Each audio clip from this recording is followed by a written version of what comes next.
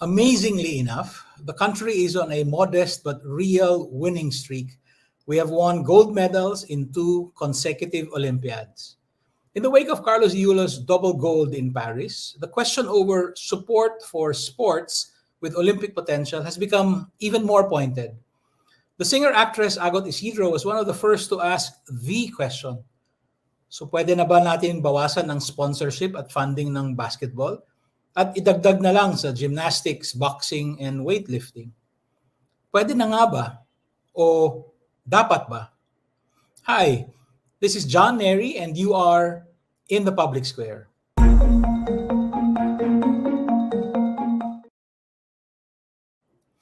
I'm on the road today, not in the Rappler studio, but joining me online is a powerhouse Olympic level panel. Seb Sarmenta, who is literally on the road, is of course the veteran sports anchor we all know.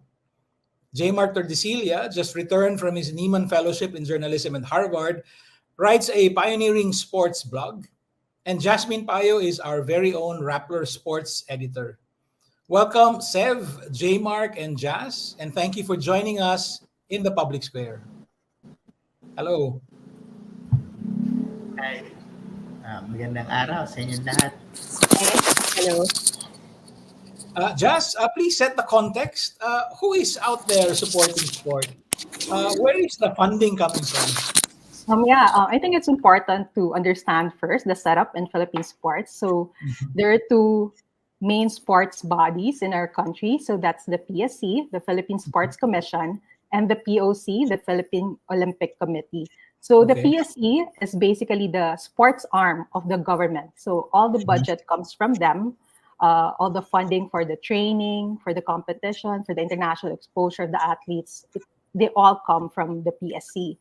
And also, when it comes to maintaining some of our sports facilities, they also maintain that, like the Rizal Memorial Stadium, the Coliseum, and the Phil Sports Arena. So they're all under the PSC, and the PSC is directly under the Office of the President. Okay. So the funding, the budget, where it comes from directly, taxes, of course, and they also get a portion from PAGCOR, the Philippine Amusement Gaming Corporation, and then from PSCO, the PCSO, the Charity Sweepstakes Office, and then I think also a percentage from the taxes from the horse races. So that's where all they come from. So it's that, the PSC. And then there's the POC, and I think most people don't know this, that it's actually a private organization. The POC is under the International Olympic Committee. So they're privately run. So their main task is really to identify, to accredit, and endorse all the athletes who will be competing in the Olympics, the Asian Games, the SEA Games. And they're privately funded, so that they have their own funds that also boost the athletes' training and competitions. And so you have, so those are the two main governing bodies. And then for each sport, there's also the NSA, the National Sports Association. So let's say for basketball, there's SBP, the Samahang Basketball ng Pilipinas. Then for gymnastics, there's GAP, the Gymnastics Association of the Philippines, and so on.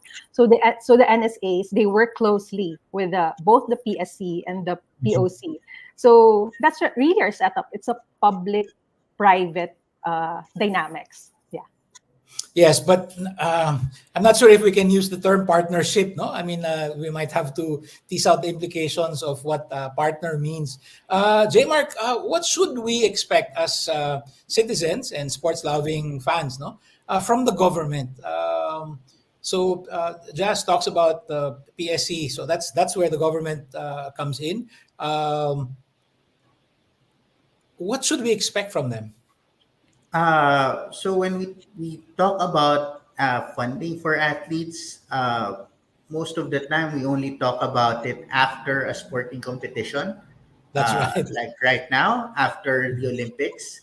But in fact, we know that each athlete who makes it to the Olympics, it's a long journey from the grassroots all the way to the top of their game. And so the government role should be involvement in every aspect of that.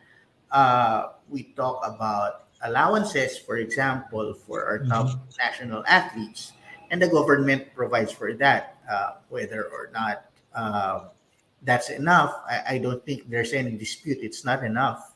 But that can be augmented at the top level by corporate sponsorships. But what government can do, and here's where I agree that we have too much funding for basketball, is uh, in building out the infrastructure from the grassroots to be Mhm. able to develop talents that would increase the base who are playing our sports. Uh, the most sports infrastructure we have in this country is dedicated to basketball. That's Every right. barangay we have has a basketball court, but we don't have enough parks, we don't have enough tracks, we don't have enough infrastructure. Mhm. Uh, to mention Carlos Yulo, our double Olympic gold medal, part of his history, part of his mythology was that he was discovered by doing acrobatics at a park near his home in Leveriza in Manila. I know Mhm. because I grew up in that area when I was a child. Mhm. There was a playground there called Paraiso ng Batang Maynila. And today, that park isn't even a park. Most people couldn't use that park because for one reason or another, tinatambakan siya ng gamit. Mhm. Park doon na ano. Mhm.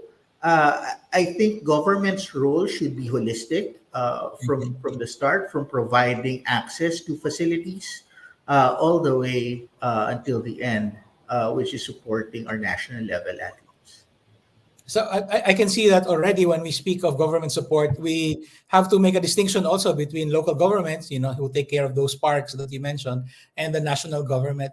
Sev, we all know you. We've listened to you over the years, and we know that many private companies are in fact involved in, for instance, sports, in basketball. No? So let's say the PBA. So Gilas Filipinas also, there's a lot of private sector support. Why are private companies involved in sports? What's in it for them? Well, if you think about it, they're in the PBA for the exposure. Mhm. It's a form of advertising. They're also Mhm. into other sports because, like in volleyball, there are so many corporate sponsors now. They're in there That's for the right. exposure.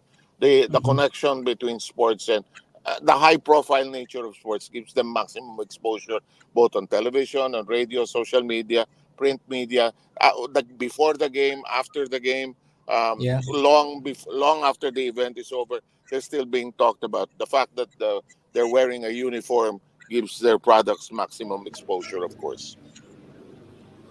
Thanks, Seb.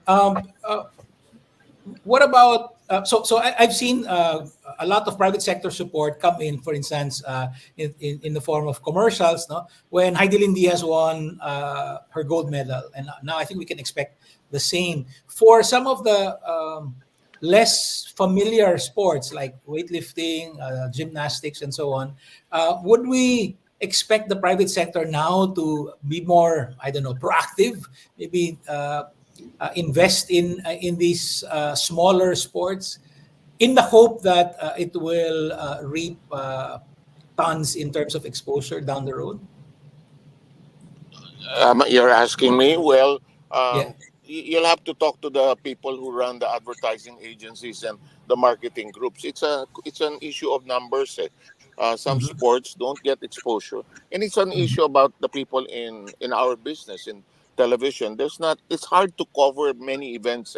The best thing to cover actually is the Palarong Pambansa, but it takes so Yes. much an amount, a lot of resources to be able to do that. Ang maganda sa Channel 4 nung araw, they would put, well,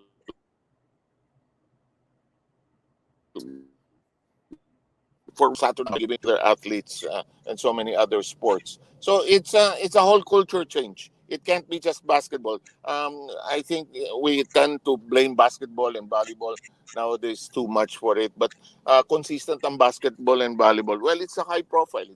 These are the popular sports in our country naman kasi. Mhm. Yeah, thank you. Jazz, to go back to the point about government funding, you've written about finding winners in grassroots competitions. No? How are these grassroots competitions funded? No? The ones that J. Mark also referenced. No? For instance, the Palarong Pamansa also, how is Yeah. that funded? Well, the Palarong Pambansa is the biggest grassroots program in our country. Mhm. A lot of Mhm. young athletes aspire to qualify for that because basically all the national coaches, they go there, they scout, they look out for potential talents for the national team, for the national teams. But the thing is, the Palarong Pambansa is under DepEd. It's run by DepEd, and I don't know how that happened, but I guess it was established because mostly elementary and high school students are the ones who compete in Palaro. So that's under Mhm. DepEd. So I think that's one of the problems. I mean, our sports program really isn't aligned. So it Mhm. really depends on the NSAs, the sports associations, how to identify potential talents. So most of them, they go far and wide to search for talents. They set up like regional heads for their sports programs and so on. Mhm. So the budget for that, of course, it comes from the PSC. They propose funds for their grassroots development program. But it Mhm. would have been better really if our sports programs are aligned. I think Mr. President Bongbong Marcos himself said last night during the Heroes Welcome that Mhm. we have no formal structure when it comes to sports, that we really Mhm. don't have a technical support for our program. And he told the Olympians that he wants to talk to them to establish this. Because yeah, different institutions are involved. Like I think one of the primary example really is the Palaro Pambansa. It should have Mhm. been under a sports body, but yet until now it's under DepEd. Maybe that's a residue of history, no? I mean, the Department of Education used to be known as DEC, no? Department of Education, Culture Correct, and Sports, right? So I correct, guess correct. uh, uh, that's how we ended up in this situation. Correct, Um, correct. can we compare the Philippine case with other countries? How J. Mark, as far as you know, how are athletes in other countries funded? So it's different for every country. The history of each country plays into that. So there's been studies, for example, that aside from culture and funding, one of the biggest predictors of sporting success is whether a country had ever been in a socialist system in the past. So that's why Russia and China are big gold medal. Russia didn't participate in this year's Olympics, but traditionally Russia and China have been juggernauts in terms of medal competitions. Even a country like North Korea is very prominent in the Olympics in terms of sports like weightlifting and wrestling and other weight-based sports. So the models are different, and obviously you can't apply that to the Philippines. But for countries similar to ours, it's always the same issue. Even a country like China, for example, they love basketball, they love football. Those are the most popular sports in those countries, but those are not the Olympic medal winning sports for them. It's even worse for a country like India, who's big into cricket, for example, and they're very successful in cricket. But I guess they've underachieved relative to their population in terms of the Olympics. Southeast Asia, most of the other countries in the region have also not been as successful in the Olympics given our collective population. So, uh, again, funding and culture, it's a universal issue among countries, especially from the global south. So, I don't think the Philippines is in a unique situation either way. Even athletes from the United States, there have been stories in this past Olympics where they've complained about the lack of support, this, that, or the other during competition. So I think it's interesting you mentioned earlier when you asked Sev about why Philippine corporations are into sports. And for the most part, it's a labor of love. uh, yes, they want exposure when they sponsor basketball and volleyball, but a lot of it is because the owners of these companies are into those sports, and it's also the story for the most part for what Jasmine mentioned, the national sporting associations. These are most of them are private citizens who are passionate about these sports, and so I think stepping up the resources for sports is about fostering a love of each of these sports on their own, so that it can be a bit more sustainable. Yeah, Jazz and J Mark, is it possible to come up with an aligned sports program, given all these different players? So you have the Philippine Sports Commission, and then the relationship with the national sports associations, which are actually driven by private sector leaders. Is it possible, that we can have like a master plan for sports? I think there's a long time proposal to create a department of sports, for it to be at Mhm. the cabinet level so that all Mhm. sports program will be aligned. Um, but with what President Marcos mentioned last night, I'm not sure if that's what the path is looking at. But it would be a Mhm. good start when he said that we should have a formal structure for sports. So let's see how it goes. Jay? Yeah, as much as I am a sports fan and I think government should invest more, I don't know whether it should be at the national level. Given that basically the national sports associations are private organizations, and Mhm. basically we're giving money to private organizations and leaving it up to them to Mhm. figure out how to spend uh, our resources. So if you're a country with limited resources, you have to figure out what's the best way uh, to spend on sports. So I think so people should try to figure that out, where the government can come in and where Mhm. private organizations can come in, and what that dynamic should look like. We've shown, I think basketball and volleyball could be very good models.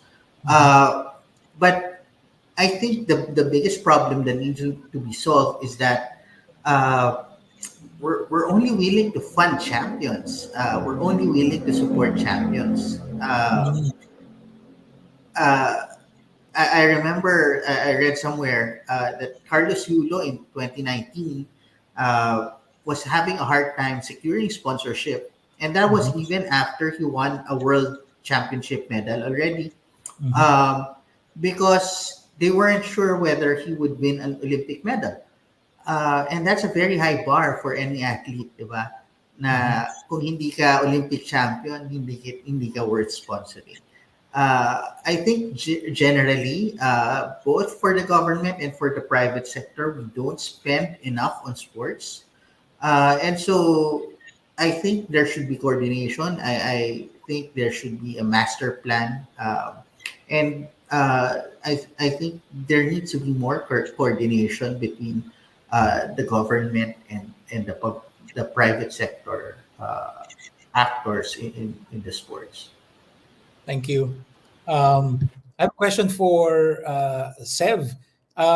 I want to ask the same question, but I want to tweak it a bit, Sev. No, is it possible for the Philippines to end up with a master plan for the development of sports? And then related to that, something that J Mark just raised. No, is winning a gold medal at the Olympics the right goal for this master plan? Okay. Many have already proposed the things that we're discussing here. Actually, Yes. should it be a Ministry of Sports or Departments of Sports? I don't know. Do we Okay. want government too many government layers, and not all our government offices actually work that well? And do we That's want right. one more like that? Uh, Mhm. but we have to define also, do we want a country of people who participate in sports? Because iba yung elite athletes eh. Iba yung people who are after longevity. Are we Mhm. interested in playgrounds? Do we want iba yung development program kasi of people Mhm. who will become elite athletes? The Okay. children from Leverisa. Not all of them will be Carlos Yulos. Not everybody will be a Heidel in this. So we have to have a separation between elite athletes as well Mhm. as those who want to do sports more recreation. Now, regarding funding, is the model right now working? I agree with J. Mark. It seems that funding becomes an issue only when there's a champion. Heidelin also went through the difficulties when she was That's right. um, isolated in Malaysia. Alam mo kasi ang creation ng individual athletes like EJ Obiena, Carlos Yulo, and Heidelin Diaz, hindi Mhm. pwedeng pupunta lang mag-isa yan sa isang country. They need a team. They need a foreign coach. They need That's right. funding. Mhm. They need hotels. They need travel fare. These are expensive engagements that we want to go through. So the funding, is it enough for the PSC? I don't know. Maybe yes, maybe no. I'm not sure. So for Seb and Jazz and also J Mark, no, what Seb said about the difference between a development program to create elite athletes and a development program that gets more citizens in sports, no, which is a completely legit another thing, but also completely legitimate. No? Um, what about the question of gold medals? So how then do we? Sorry, let me rephrase that. Is the question of winning an Olympic gold medal just devoted to uh, the first track, no, developing elite athletes, or is it also possible to become, for instance, no, let's dream big, to do well at the World Cup, but the only way to do that is to have a mass development program to get as many people on board. How should we think about this? Uh, Sino? I can I take that question? I Go ahead, think Jeff. yeah. I hate to use basketball as the model again, but Mhm. with sports like basketball and boxing, for the most part, they sustain themselves because they not only do we have the athletes who will play them, but we also have audiences who will watch them and support Mhm. the athletes, and that brings in the corporate sponsors, that brings in the patrons, Mhm. and so that should be part of when you think of developing a sport, weightlifting or gymnastics, for example. It should be that kind of holistic thinking, um, because if you took Carlos Yulo, and you saw him in 2012 when Jazz first covered him in Mhm. Palarong Pambansa, Mhm. I don't know if he was the smartest investment because we've never had a culture of success in gymnastics. That's right. I remember in 2007, we had like a 10-year drought in terms of medals or gold medals in the SEA Games for gymnastics. And Mhm. so it's the last place you would have invested if you're only thinking about gold medals. Mhm. And so I don't think the gold or nothing is a good way to go about thinking about the development of sports. Mhm. I think building up the audience and telling stories of athletes and talking to corporations, for example, to make them understand why it's worth investing in different athletes from different sports. I think that should be the goal of any development program. Not just Mhm. athletes who will win medals for us and then papadala natin abroad, we'll hire a foreign coach. Instead of, for example, building up a sport here where there's a community here, where there are people who would be interested in supporting and coaching, di ba? Mhm. Boxing at saka basketball lang yung may coach ka rito na Mhm. alam yung ginagawa niya. And so, when they spot an athlete with potential in the province, they're able to identify them because you have a network of people who know the sport, who are experts in the sport.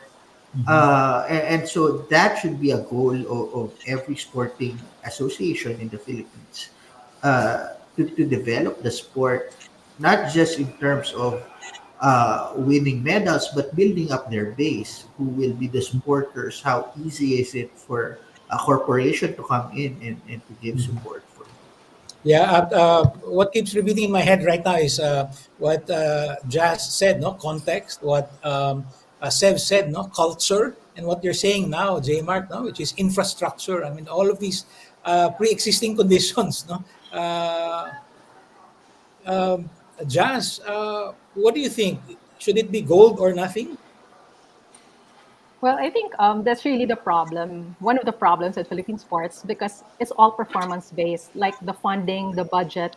Mm-hmm. It all depends on how you perform. Like the NSAs, they give a proposal for the Mm-hmm. budget. Like they'll say, we'll train in this country or we'll compete in this event and so on. They're going to list it down. But if you're not among the priority sports, those might get slashed out. So you have to deliver first. You have to perform first before you get that budget. Because, of course, primarily it's because we have limited budget from the government. So they really have to categorize like who are the elite athletes that we need to fund first? Who are the priority sports that we need to give bigger funding? And so it's quite unfortunate, really, especially for the quote unquote other sports, because if you think about it, how can they deliver? How can they perform if they don't get that budget for training for the grassroots program? So that's when the sponsors come in. They try to fill in the gaps. Most of the NSAs they tap sponsors, but again, as Sir Seb and J Mark mentioned, these sponsors also these are brands, so they look for a return of investment. They look for like bigger exposure, bigger media mileage. So that's how that's a problem really. It's all performance based. With sports, you really have to invest. You really have to start in the grassroots. You really have to accept that in the beginning you won't be winning, you won't get exposure and all that. So yeah, that's one of the problems, whether it's on the government side or on the private sector side. Okay. The other side of that, and this question is for Sev. What about lost causes? Should we invest only in order to win, or how do we define success? For instance, our basketball team, Gilas, may never beat the U.S. Dream Team, but we did win the Games gold medal. I mean, is that enough? I mean, so like, how do you define lost causes?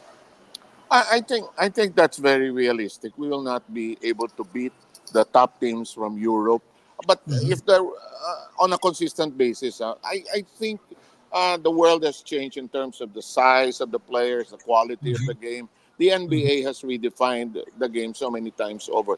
This is not the same basketball of the 50s and the 60s where the Philippines was really dominant and we could beat countries from Europe that didn't play that well a game of basketball. I think Mm-hmm. basketball should continue to be supported. If we can be consistently good as and return to our position of strength in the Asian region, then we're in a Mm-hmm. good place. Volleyball Okay. is struggling. We are still not in the top two positions in Southeast Asia. We still can't Okay. beat Thailand as well as Vietnam. Mm-hmm. And for the rest of the region, we cannot beat Korea, Japan, and China for that matter. I like J Mm-hmm. Mark's point, Do we want to have a culture of sports? The problem kasi sa sports sa atin, we are very good in putting up the multi-purpose centers in provinces throughout the country. Multi-purpose centers are usually basketball courts which are convertible to volleyball courts, convertible into political arenas, and convertible into relief centers during disasters. Now, Yeah. the problem is maintenance in this country. We have many venues that have been erected but have been maintained very poorly. Buti na lang Mm-hmm. recently, noong 2019, na-refurbish yung Rizal Memorial. In fact, there Yeah. was an administration that wanted to tear it down already and start building condominiums there. That's sad because Oh the wow. memorial is so iconic and so many Mm-hmm. stories have happened there. Dapat i-preserve yan. So, should we support lost causes? As long as may pera. But I think it's really up to the national sports associations also, as J. Mark pointed out, to develop their sport. Gaya niyang fencing. Ang dami natin magagaling na talent sa fencing. Ang Mm-hmm. saya-saya ng UAAP fencing competition. Where Mm-hmm. do they go? Where did they go after their UAAP years? Not all of them will be elite athletes, but they can continue to compete. Thanks, Sev. We have 5 minutes to go. I'd like to ask all three of you the last question. Um, I have so many other questions, but one last question. The country has other priorities. No? Why invest in sports? Can I start with Jazz and then J Mark and then end with Seb? I guess it really varies for each country. Like Mhm. some are really heavy on sports, some not so. So it depends really in how we look at it. Like for example, Australia, they're heavy on sports because they see it as the main proponent for health and fitness. For a country to thrive, you have to have a healthy Mhm. population. So it Mhm. really depends what model we want to look at. Are we ready really to like build elite athletes, or in general we just have to have like a good sports development program for our country? Mhm. Thank you, J Mark. I think we should care about sports because it's a microcosm of what we are as a country. Mhm. The drama that played out this past couple of weeks with Carlos and his family, that's sort of a generational trauma by a lot of Filipinos who've been the tagasalo of their families and the panganay who carry the dreams of his family, right? Mhm. And so when we think about sports development in this country, it also follows that you have to have that base. You can't be a mess and succeed in sports. There are lessons that we can take from sports that like boxing and basketball with large Mhm. followings. And the reason they're successful is that we love them despite the fact that we may or may not be champions in them. Uh, think about basketball, for example, and our league, the PBA. It gets a lot of bashing and sometimes deservedly so. But it's been invited into a league with other countries like Korea and Japan and Taiwan. Mhm. And what other Filipino industry uh, is on a can you compare to a Korean industry and a Japanese industry? There's no other industry you can do that.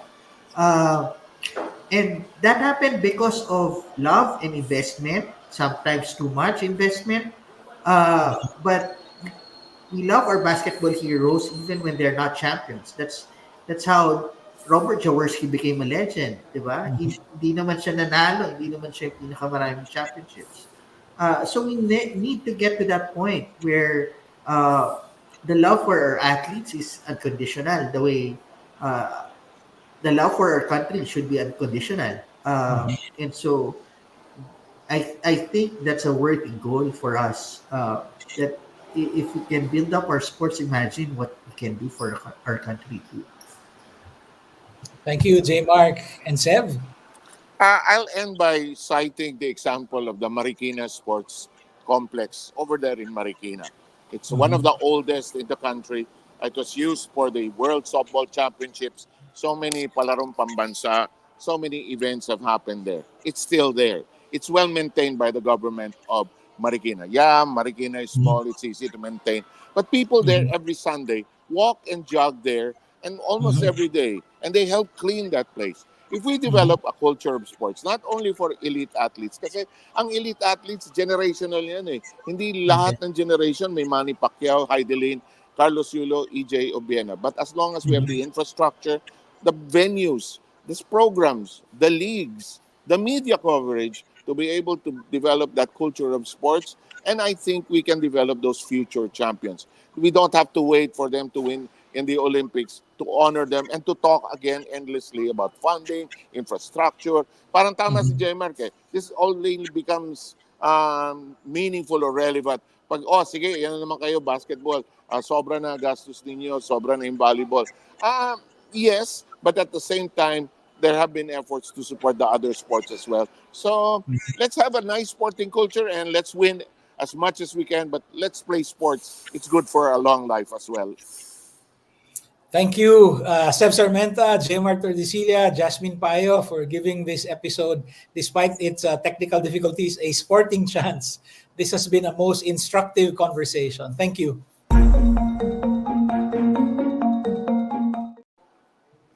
And that's it for us today. The next step for engaged citizens, as always, is to take a more active part in our democracy.